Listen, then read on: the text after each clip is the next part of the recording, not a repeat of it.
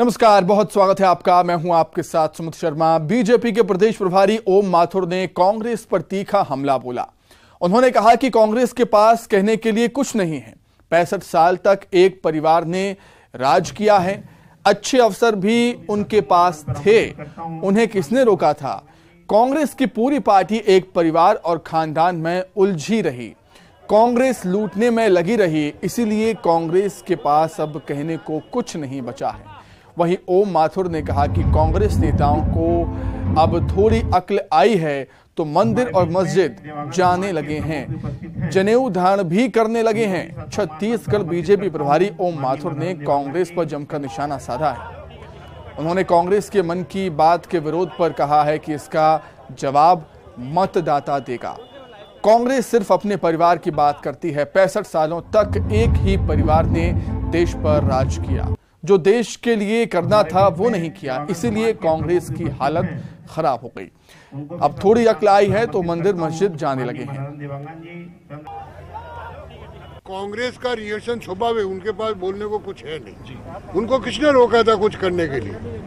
लगभग 65 साल एक परिवार ने इस देश पर राज किया।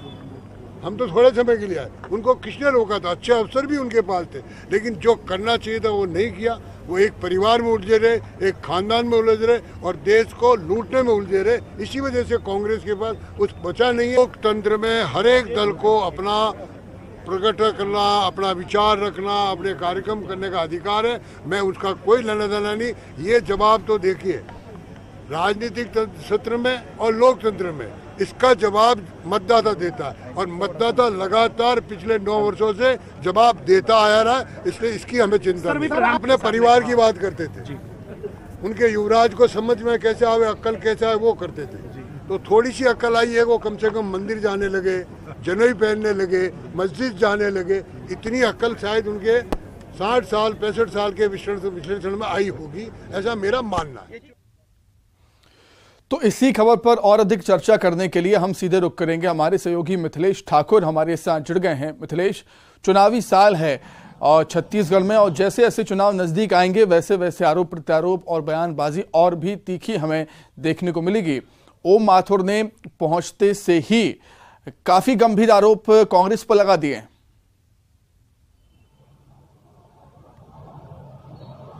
निश्चित रूप से जब जैसे ही चुनाव नजदीक आता है इस तरह की बयानबाजियां तेज हो जाती है। उसी के तहत में आज ओम माथुर ने भी एक बड़ा बयान दिया है और इसी के तहत में उन्होंने सीधा तौर पर गांधी परिवार को निशाने में लिया है। उन्होंने साफ तौर पर कहा कि कांग्रेस को भी वक्त मिला था लेकिन वो कांग्रेस कुछ नहीं कर पाई और अब जब कांग्रेस विपक्ष में है तो तरह तरह के आरोप लगाती है।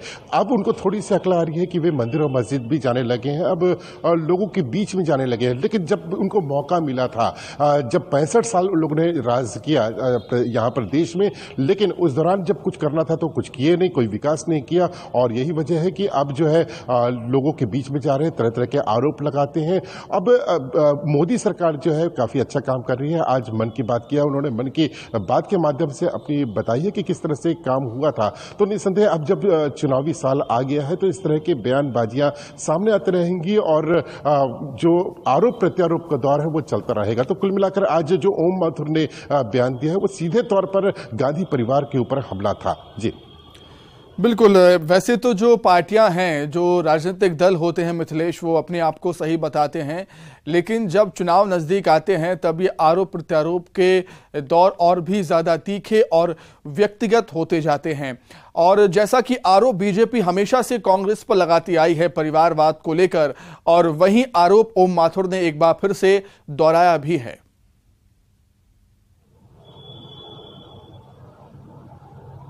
निश्चित रूप से शुरू से ही यदि भाजपा की बात किया जाए तो वो गांधी परिवार के ऊपर हमलावर रही है।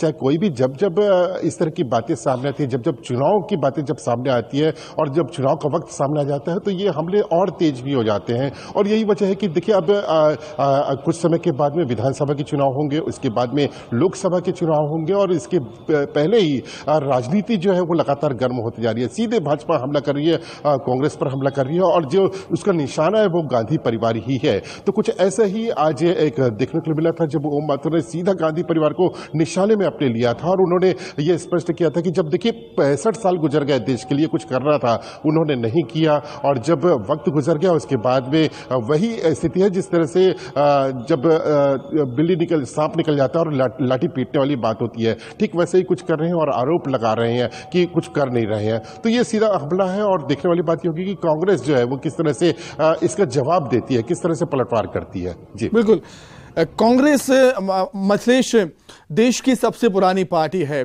कई सालों तक कांग्रेस ने इस देश पर राज किया, उनकी सत्ता इस देश में रही है, और यही वजह है कि बीजेपी गाहे बगाहे उन पर ये आरोप लगाती रहती है कि 60-65 साल तक आपने राज किया इस देश पर, लेकिन फिर भी उतना विकास नहीं किया जितना विकास बीजेपी की सरकार में यहां पर हो रहा है।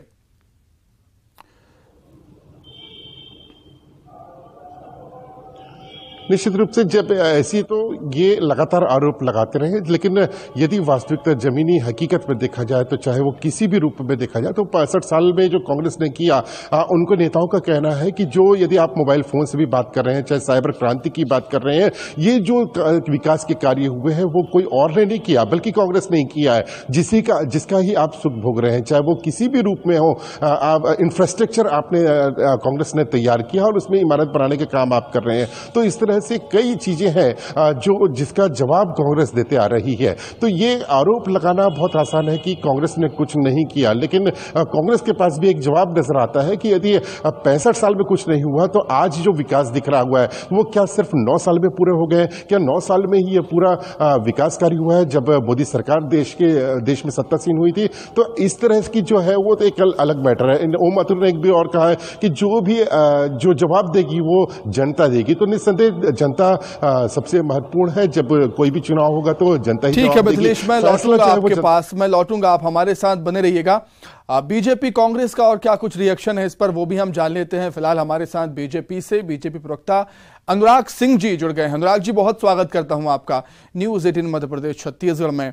अनुराग जी, परिवारवाद को लेकर आरोप लगाए हैं कांग्रेस पर ओम माथुर ने, लेकिन कांग्रेस का ये भी तर्क है, कांग्रेस अब ये भी कहती है कि अध्यक्ष को लेकर लगातार आप उन पर आरोप लगाते आए थे, लेकिन गांधी परिवार से इतर अध्यक्ष कांग्रेस को मिला है, मल्लिकार्जुन खड़गे। अनुराग जी, देखिए, रिमोट कंट्रोल किसके हाथ में है ये पूरा देश जानता है, और जब प्रधानमंत्री मनमोहन सिंह भी थे तो रिमोट किसके हाथ में है ये भी देश जानता है। और देश ये भी जानता है कि राहुल गांधी जी का भी वो ओहदा था उस सरकार में यूपीए की कि वो ऑर्डिनेंस फाड़ दिया करते थे। तो इसलिए रिमोट कंट्रोल और परिवारवाद की व्याख्या कांग्रेस के लोग देश के जनता के सामने कर पाने में असफल है। और मुझे लगता है कि इस मामले में देश ने ये मान लिया है कि कांग्रेस का अर्थ है भ्रष्टाचार और परिवारवाद। जी अनुराग जी, तो क्या बीजेपी ये चाहती है क्या जो राहुल गांधी हैं, प्रियंका गांधी हैं या सोनिया गांधी हैं वो राजनीति से संन्यास ले लें क्या? तभी जो कांग्रेस है वो गांधी परिवार से मुक्त हो पाएगी, ये चाहती है क्या बीजेपी? देखिए, कांग्रेस के ऊपर आरोप जो है वो इसलिए नहीं है कि उसने सिर्फ गांधी परिवार को आगे रखा है, इसलिए आरोप नहीं है। कांग्रेस की हर राज्य में जो शाखाएं हैं, जो उनकी स्टेट की यूनिट है, उसमें आम तौर पर परिवारवाद हावी रहे हैं। और कांग्रेस में डेमोक्रेटिक जो इंटरनल डेमोक्रेसी है वो कहीं ना कहीं पूरी तरीके से छिन्न भिन्न हुई। और यही कारण है कि कांग्रेस का धीरे धीरे देश के नक्शे से अस्तित्व समाप्त होता गया। तो भारतीय जनता पार्टी तो चाहती है कि कांग्रेस का अस्तित्व समाप्त हो, और इसलिए हम आरोप लगा रहे हैं इस पर। कांग्रेस के लोग डिनाई करना चाहते हैं कि वो परिवारवादी नहीं है, वो उनके लोग भ्रष्टाचार में संलिप्त नहीं रहे हैं, तो वो अपना डिफेंस करते रहे। लेकिन जनता के सामने ये सारी बातें उजागर हैं, और इसलिए माननीय ओम माथुर जी ने भी इस बात की ओर इंगित किया है कि कांग्रेस इस दिशा में चलकर यहाँ तक पहुंची है। लेकिन अनुराग जी, अगर परिवारवाद की बात की जाए तो परिवारवाद के आरोप तो कहीं ना कहीं आपकी पार्टी पर भी लगते हैं, क्योंकि आपकी पार्टी के कई दिग्गज नेता अभी सत्ता में हैं, बड़े पद पर हैं, जिनके पुत्र भी राजनीति में हैं। अनुराग जी, इस पर क्या कुछ कहना चाहेंगे आप? देखिए, पुत्रों का राजनीति में होना कोई असहज और असामान्य बात नहीं है, वो नेचुरली हो सकता है, लेकिन हमारे यहाँ ये परंपरा रही है, यदि पुत्र भी राजनीति में आएगा तो राजनीति के जो प्राथमिक सीढ़ी है उसको चढ़कर आना होगा उसको, और वो सब कोरम पूरा करना पड़ेगा जो आम एक पार्टी कार्यकर्ता करने का प्रयास करता है, और उसी रास्ते से आना पड़ेगा। ये भारतीय जनता पार्टी के अंदर परंपरा रही है, और मैं मानता हूं कि जितने भी नेताओं के पुत्र हैं वो सदैव से इस रास्ते का वो पालन करते आ रहे हैं, जो भी ऐसे बीजेपी के अंदर लीडर्स होंगे। ठीक है अनुराग जी, आप हमारे साथ बने रहिएगा। कांग्रेस की तरफ से वंदना राजपूत जी हमारे साथ जुड़ गई हैं। वंदना जी, आपका भी बहुत स्वागत है न्यूज 18 मध्य प्रदेश छत्तीसगढ़ में। वंदना जी, परिवारवाद और एक ही परिवार के इर्द गिर्द घूमते रहने का आरोप आपका पीछा नहीं छोड़ रहा अभी तक। देखिए, अगर परिवार बात है तो इन लोग गांधी परिवार के पीछे ऐसे हाथ धो करके पड़ गए हैं कि इनको ऐसा लगता है कि जो गांधी परिवार है ये अपने देश के लिए बहुत बड़ी मतलब रास्ते में कांटा बन गया है, जबकि वास्तविक में अगर देखिए तो गांधी परिवार ही एक ऐसा परिवार है जो देश के लिए, चाहे आजादी की पहले की बात करें चाहे आजादी की बात के लिए, और देश के लिए हर पल घंटा काम किए हैं। और रही बात अगर राहुल गांधी का है तो राहुल गांधी को हराने के लिए इन्होंने क्या क्या हथकंडे अपनाए हैं किसी से छुपा नहीं है। यहाँ तक कि उनकी सदस्यता समाप्त करना, घर खाली करवाना, क्या क्या नहीं किए। बस राहुल गांधी का इतना गलती है, उन्होंने 2 सवाल पूछा और 2 सवाल का जवाब इन लोगों के पास नहीं था। बस यही तो पूछे थे कि अडानी के साथ मोदी जी का रिश्ता क्या कहलाता है, और जो यहाँ पर देखेंगे कि जो इतनी पैसा जो इन्वेस्टमेंट हुई है अडानी की कंपनी में, वो किसके पैसे हैं। ये 2 सवालों के जवाब नहीं दे पाए। और हमेशा आप देखेंगे, बहुत महत्वपूर्ण बात बोल रही हूं मैं, आज तक भारतीय जनता पार्टी के एक भी नेता कोई भी यहाँ पर जन कल्याणकारी योजनाओं के बारे में बात नहीं करते, आज कोई महंगाई के बारे में बात नहीं करते, आज कोई बेरोजगारी के बारे में बात नहीं करते, आज कोई काला धन के बारे में बात नहीं करते, और न ही आज कोई सबके खाते में 15-15 लाख जो आएंगे वादे की बात नहीं करते। क्यों नहीं करते? आप सिर्फ देखेंगे तो आप हमारे देश का जो माहौल है वो भारतीय जनता पार्टी नफरत फैलाने का काम कर रहा है, और आप देखेंगे कि एक समुदाय को दूसरे समुदाय से लड़ाने का काम करता है। आज बात नहीं हो रही, क्यों बात नहीं हो रही?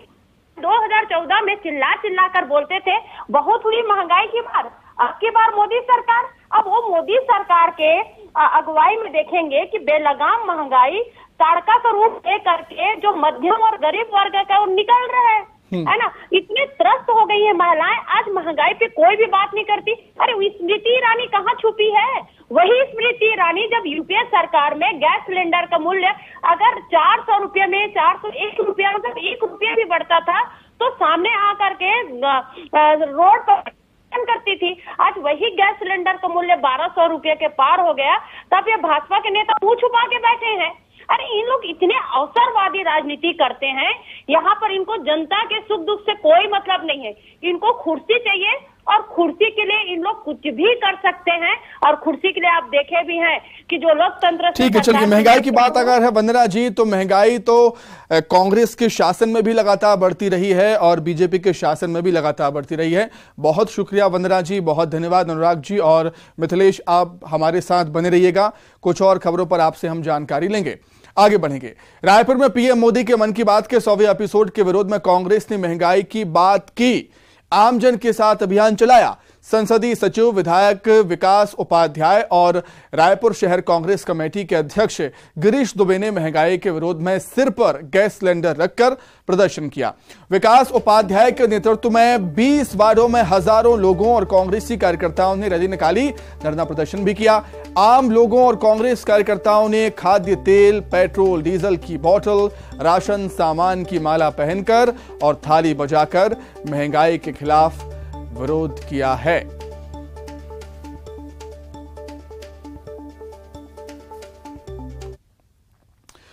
मन की बात पर कांग्रेस के विरोध प्रदर्शन करने पर छत्तीसगढ़ प्रभारी ओम माथुर ने कहा है कि लोकतंत्र में सभी लोगों को अधिकार होता है कि वो अपनी बात को जनता के सामने रखें। हिंदुस्तान पहले विश्व गुरु था, दुनिया हमसे सीखती थी, लेकिन पिछले 60-65 सालों में हम दुनिया के पीछे चलने लगे। अब जब पीएम लोगों से बात कर रहे हैं, जनता से जुड़ाव कर रहे हैं, तो कांग्रेस परेशान हो रही है। आदरणीय प्रधानमंत्री जी के मन की बात का एपिसोड था। अभी आपने देखा होगा, सिर्फ 3-4 उदाहरण के माध्यम से पिछले 9 साल में आदरणीय प्रधानमंत्री जी ने मन की बात के माध्यम से लोकल फॉर वोकल के साथ साथ समाज जीवन का ऐसा कोई वर्ग नहीं छोड़ा जिससे उन्होंने लाइव कांटेक्ट नहीं किया हो। हिंदुस्तान पुनः विश्व गुरु बने और किस प्रकार की नई चीजें जनता के बीच में, व्यापारियों के बीच में, किसानों के बीच में, मजदूरों के बीच में उन्होंने दिए। सामाजिक जीवन स्तर हमारा ऊपर उठे, हम स्वयं सक्षम बने।